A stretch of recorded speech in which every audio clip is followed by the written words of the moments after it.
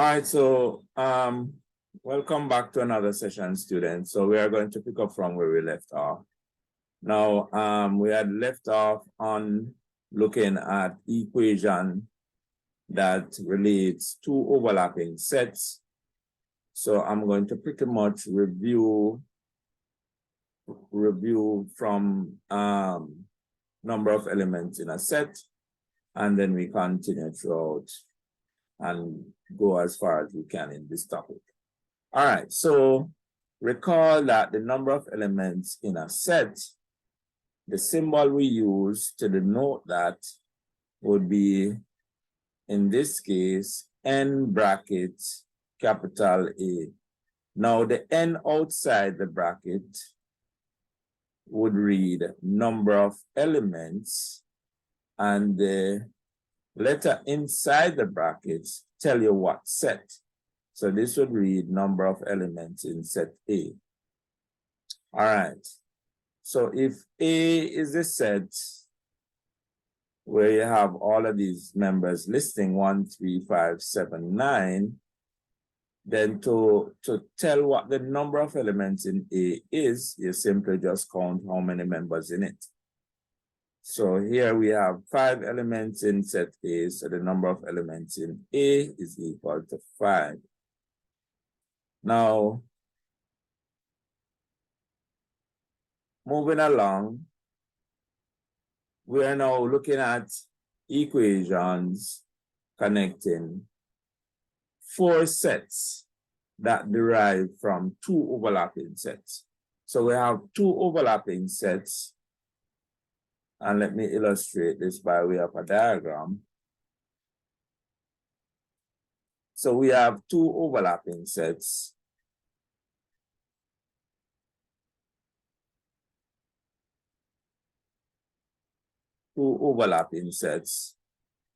And from these 2 overlapping sets, we can find certain regions of the overlapping sets.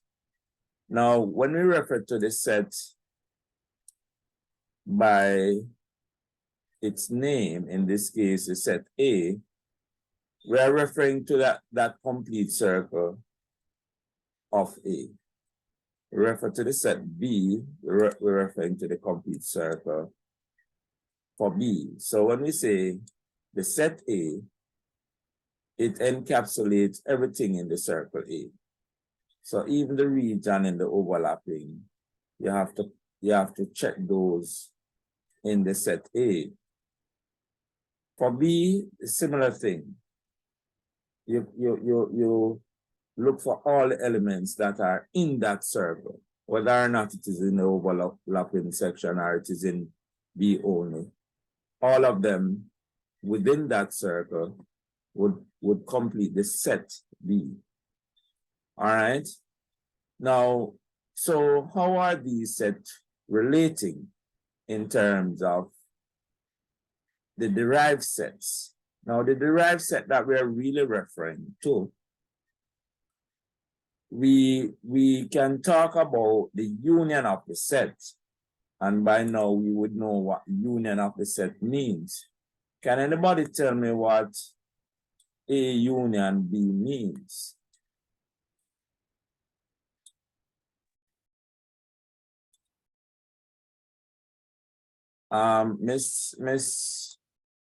Miss Watson, could you just what do you mean by A union B?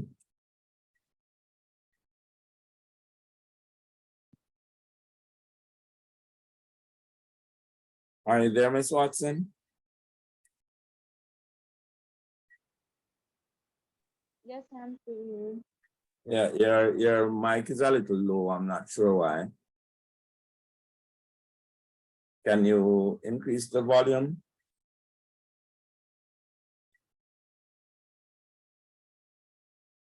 Or can you probably talk a little louder?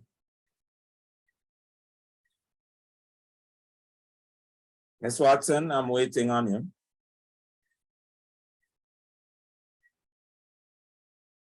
All right, so let me ask somebody else. Miss Williams, what do we mean when we say A union B? What is that denoting in terms of sets? Sir, it means that sets that are in A are part of B, and sets that are in B are in parts of A. All right. Anybody else would like to add to what Ms. William is saying? What about you, Ms. Cold Spring?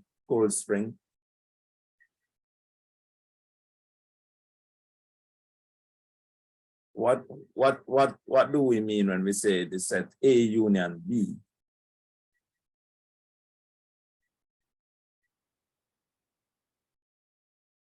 Go ahead, Ms. Clark.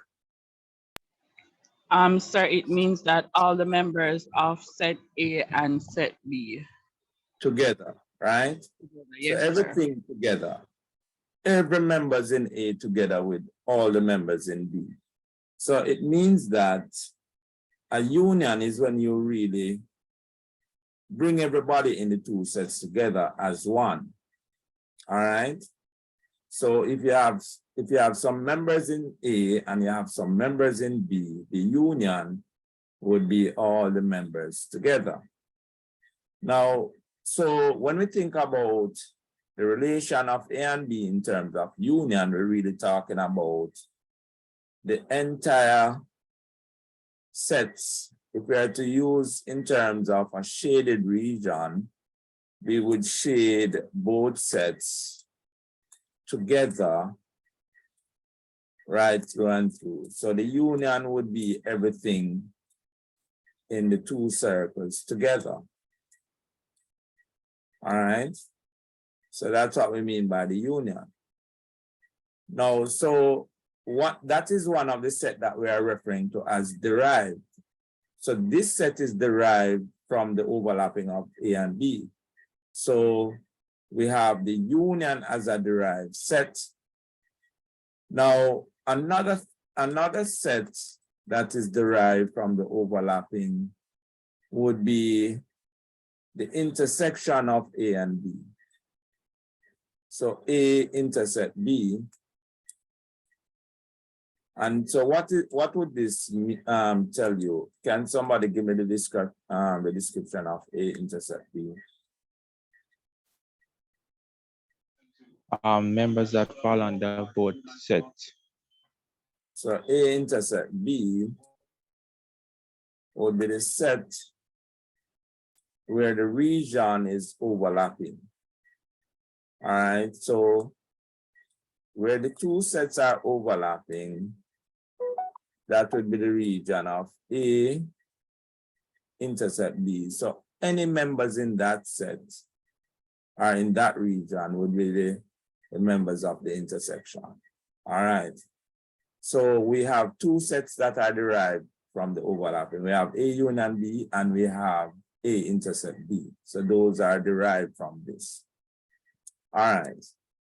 Now, apart from the sets that are derived, we have the set A by itself, which is just the circle A. So for A would be everything within the circle of A.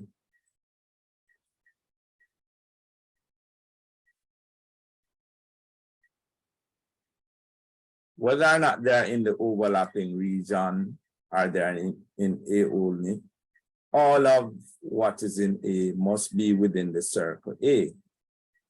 All right, now we also have the set B. Now, when we're referring to the set B, we're talking about everything in the circle of B. All right, so in this case, we would shade B to be everything in the entire circle B. So even including those in the overlapping, once it is in a part of the circle of B, it is in B. All right, so those are the four sets that we are relating in terms of an equation. So we have an equation that we derive based on these sets. And the equation relates a set in terms of the number of elements in the set. So we may have the equation, number of elements in, and this means number of elements in the set A union B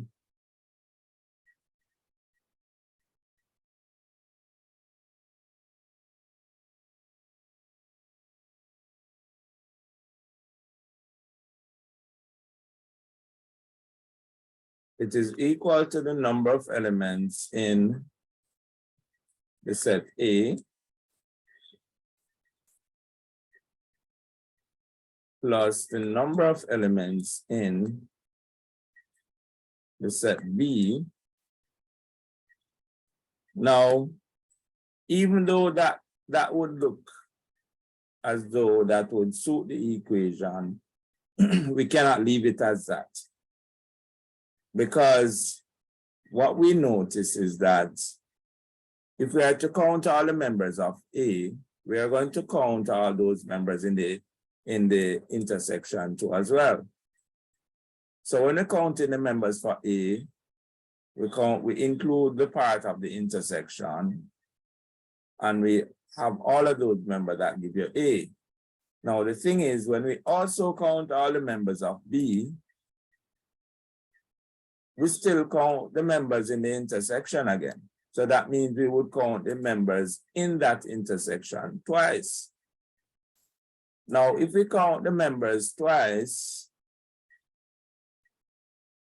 then the union would have only counted everybody once.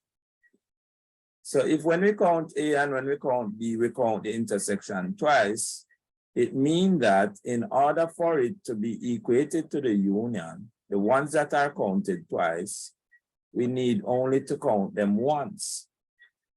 And in order to fix that problem on the right side of the equation, since we count the intersection in A and we count the intersection in B, we only want to count it one time. So we have to subtract one of the intersection that we had counted.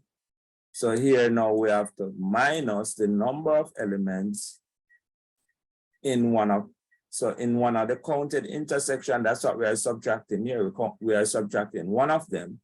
So we are subtracting one of the intersection that we have counted. So we're subtracting number of elements in A intersect B.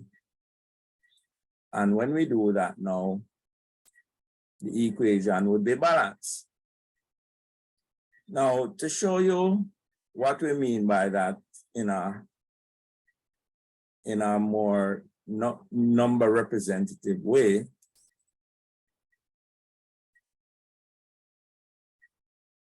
let us just put some elements in the various regions.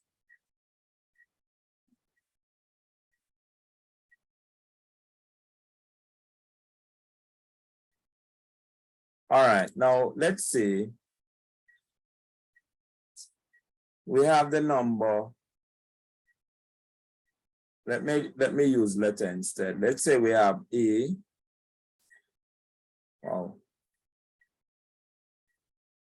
Let's say we have the letter A. We have the letter B. We have the letter C, and we have the letter D. And so that would be in A. Now let's say that for B, we have C and D, and now we have E and F.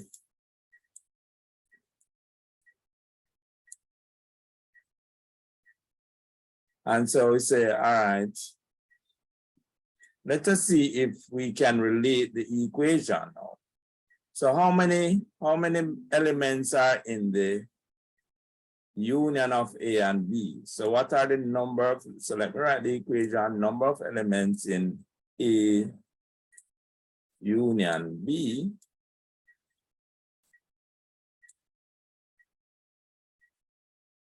would be equal to the number of elements in A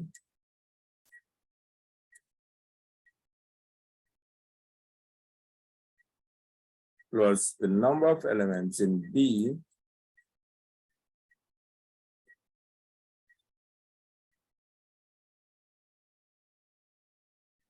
minus the number of elements in A intersect B.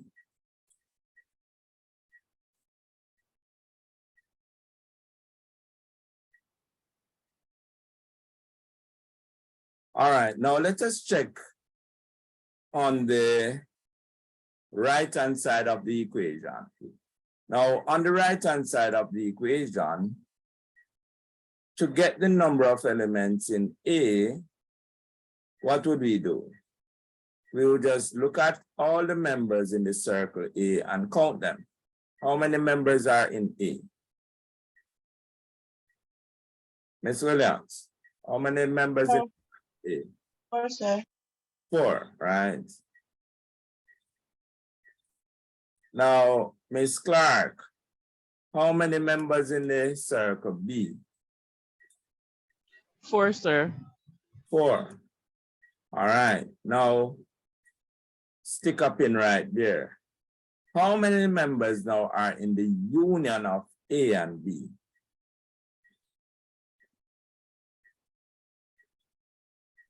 6. 6, sir. Right. So I mean that here we would have 6. Now, you're clearly seeing that there's a problem on this side if we were only to use the number of elements of A plus the number of elements of B, because what we end up with here would be now what? On the right-hand side, if we are only to use number of elements of A plus the number of elements of B, we would have what? 4 plus 4, which would give you 8. In terms of an equation, it wouldn't be correct because it would not be equal to the union. Everybody see that? Good night, sir. Yes, sir. Good. Yes, sir. Miss Shay? Yes, sir. Sorry to be late. I'm just reaching home. Okay, no problem. All right, so in order now to fix this problem, why is it that we have 8 here to begin with? Is because we count the intersection twice. So we would have counted when we counted A, then we count it again when we count B. So these C and B would have been counted twice. So instead of just 2 of them, you would have 4 of them. Because if you count C 2 times, then you have 2C. If you count D 2 times, then you have 2D. Now, in order to get it correct, then we have to take away one of the C and take away one of the D, which is really taking away the intersection. So if we take away the intersection, which is 2, now the equation will be correct. Because now we would have 8 minus 2, and that would give us now 6. And so that's how the equation is related. So the left-hand side would now be equal to the right-hand side. Everybody see that? Is that clear? Yes, sir. Okay, let me see the hands of those who are clear as to what is happening here.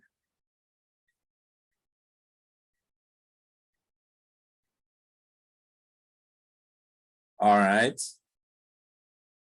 So I'm guessing that most people or most persons are clear with this. All right, so with that said then, the equation is the number of elements in A union B equal to the number of elements in A plus the number of elements in B. But you have to minus the intersection because the intersection would have been counted twice. Now, this equation is an equation that is not on the formula sheet for the CSEC paper. So for this equation, you either know it or you don't know it, right? So it means that you have to memorize this equation, students. And even when you're going to do the exam, you have to remember it, right? So it's an equation that you have to commit to memory. And it is relating to two overlapping sets. All right, so let us see now. All right, so this would have been similar to what I've done here, but in the listed form, right, in order to prove it. Because if you count all the members in the set A, how many members you get in set A? How many elements in A? 5, sir. And how many elements in B? 4. 4. All right. We have to use it in the equation. All right, based on the diagram, you see again that the intersection would be the members 3 and 5. The union, because we had just count all everybody once, would have how many members in the union? 9. 9. Right. So knowing how many members in the union, 9, how many in the intersection? 2. Using the equation now. Sir, question. Yes. How you said nine elements in the union? Yes. Let us go back to it. Who said 9? Part, sir. It was probably an error in, I overlooked that, but I think I heard somebody said 9. All right, so it is actually how many? 7. 7. Right. So 7 in the union, 2 in the intersection. We have 5 in A and 4 in B. So all of those now, if we should put them in the formula,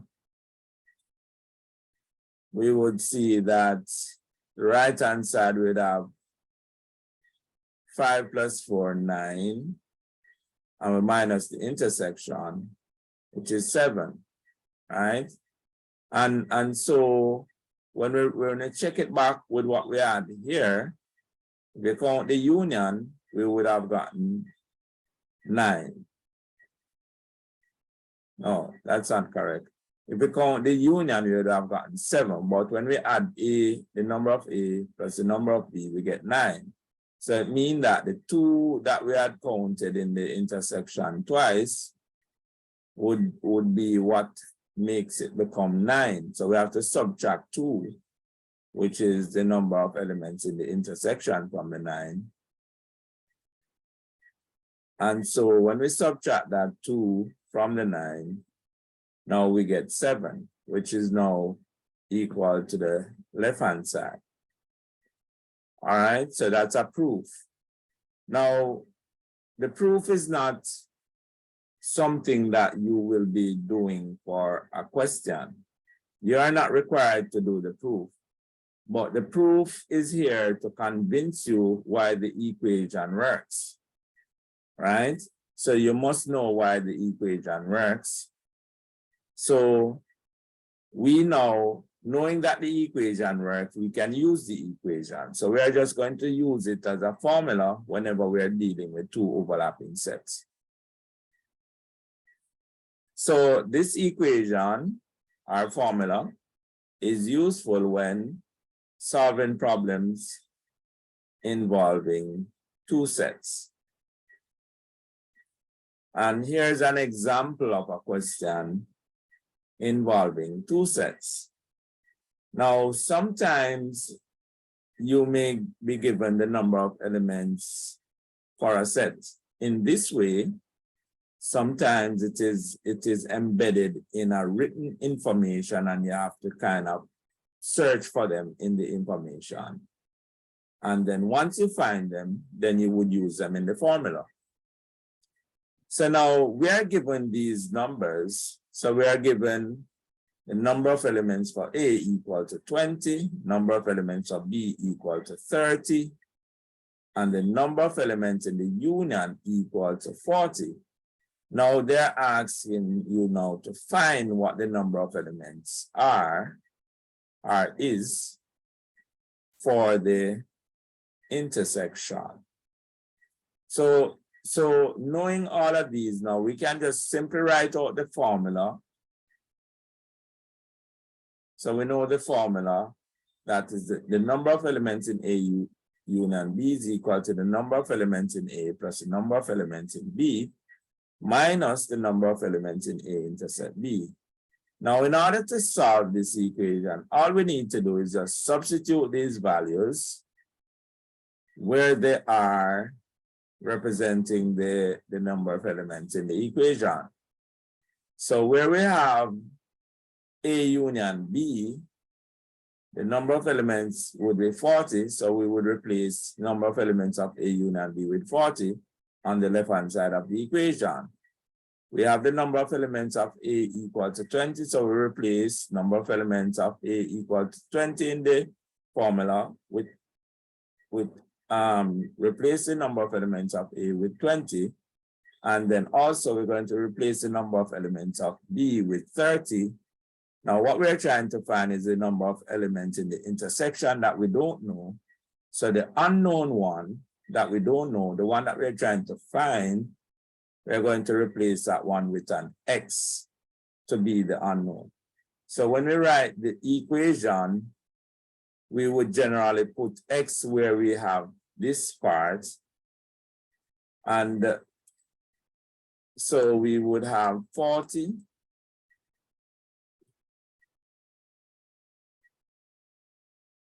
Forty equals to 20 plus 30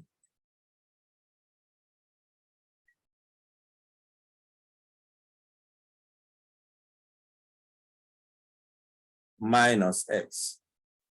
And the aim here is to solve for X. Now, I know I haven't touched equations with you in any detail, but the key thing in solving an equation is to get the X by itself on one side of the equation. And you want to bring it to the side where it becomes positive. Now, what I'm going to show you now is just to aid you in solving an equation, but it doesn't explain the steps. All right, so when we want to solve for X, we want it by itself on one side of the equation. Now, if the X is negative, we want to put it on the other side so that it becomes positive. So once you bring any number or any value on the other side of the equation, we generally just change the sign, right? Now, later on, I will explain why. But for now, if you bring a value from one side of the equation to the next side, you change the sign to its opposite. Now, because you're solving for X, you don't want the X to be negative. So on the right-hand side where it is negative, we want to move it onto the other side now for it to become positive. So if we move the X over, we simply just going to put the sign to be positive. So now over here, we're going to have, if you want to write 40, that is, you can write 40 plus X, or you can write X plus 40. All right, now the X is positive.